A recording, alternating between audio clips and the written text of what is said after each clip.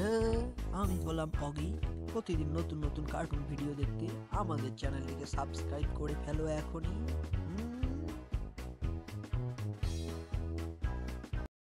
হ্যাঁ, আগের পর্বে আমরা দেখেছি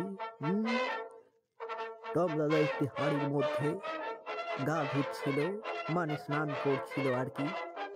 কিন্তু আমরা আরো ভালো করে লক্ষ্য করলে দেখতে পারি যে টম দাদা জেরি বন্ধুকে একটি লাঠির সাথে বেঁধে গা ঘষছিল, মানে গায়ের ময়লা পরিষ্কার করছিল।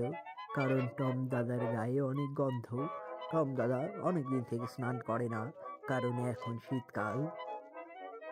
এদিকে জেরি বন্ধুর অবস্থা খুবই খারাপ। টম দাদার গায়ের গন্ধে জেরি বন্ধু শ্বাস নিতে পারছিল না। এই বুঝি অজ্ঞান হয়ে যায় জেরি বন্ধু। আর টম দাদা বারবার বলছিল, ওয়ে ধুতে থাকো ধো, ধুতে থাকো ধো ওয়ে।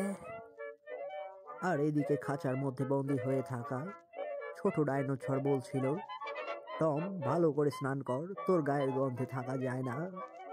এই কথা শুনে টম দাদা আরো ভালো করে গা ঘষতে থাকলো।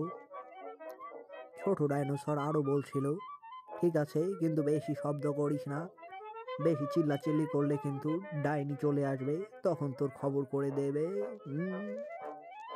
কিন্তু টম দাদা কারো কথায় কোনো পাত্তা দিচ্ছিল না। ছোট ডাইনোসর তখন বলল, যা ইচ্ছে কর।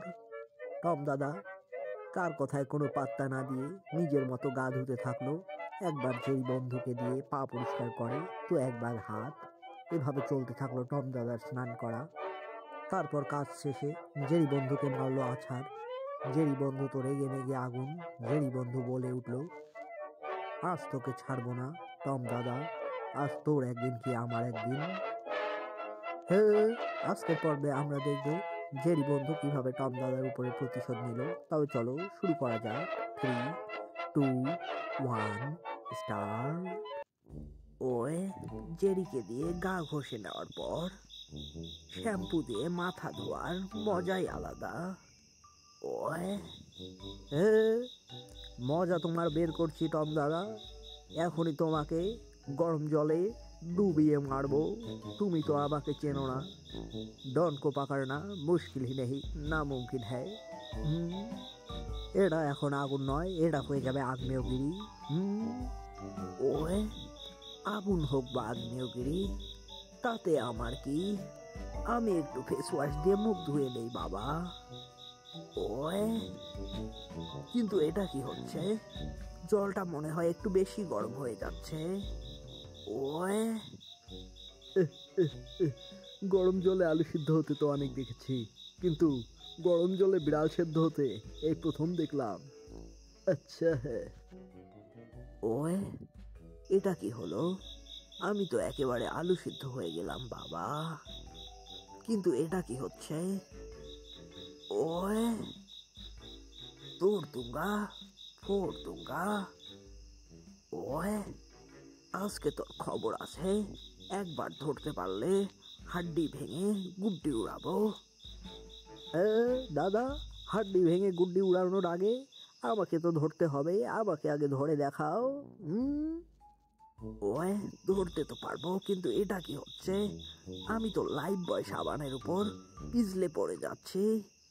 ওয়ে হ্যাঁ দাদা, আমি তো মনে করেছিলাম তোমার সাবান স্লো, কিন্তু তোমার সাবান তো অনেক ফাস্ট। তুমি তো সাবানে স্লিপ খেয়ে ধপাস। গাড়িতে চড়ে অ্যাক্সিডেন্ট করতে তো অনেক শুনেছি, অনেক দেখেছি, সাবানে স্লিপ কেটে অ্যাক্সিডেন্ট করতে এই প্রথম দেখলাম। ওয়ে কিন্তু এটা কি হলো, আমার মাথাটা কিসের মধ্যে ঢুকে গেল। আজকে মনে হয় আর রক্ষে নেই, এটা তো ডাইনির টুপি। টম দাদা, তোমাকে দেখতে অনেক ফানি লাগছে, এরপর ডাইনি আসলে তোমার কি হবে। আহো, আমি হলাম বব। এর পরের পর্বে টম টুপি ছিঁড়ে ফেলার কারণে ডাইনি টমের সাথে কি করলো তা দেখতে হলে আমাদের চ্যানেলটিকে সাবস্ক্রাইব করে বেল আইকন বাজিয়ে দাও ঝটপট। আর ভিডিওটি ভালো লাগলে লাইক কমেন্ট শেয়ার করতে ভুলে যেও না যেন।